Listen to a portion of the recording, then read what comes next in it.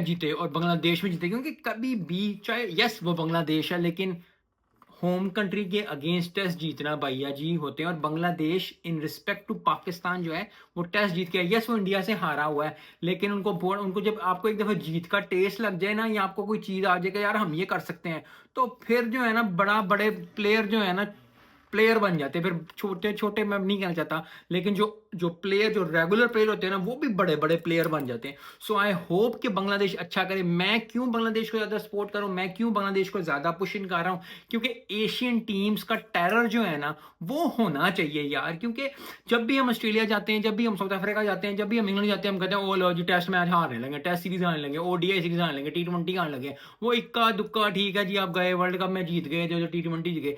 Test का जो होता है ना वो डर होता है कि यार आप सीना कंट्री में जा रहे हो, आपने हारना है, आपने ये करना है, आपने वो करना है, आपने इधर जाना है, आपने उधर जाना है। तो इस तरह का टेरर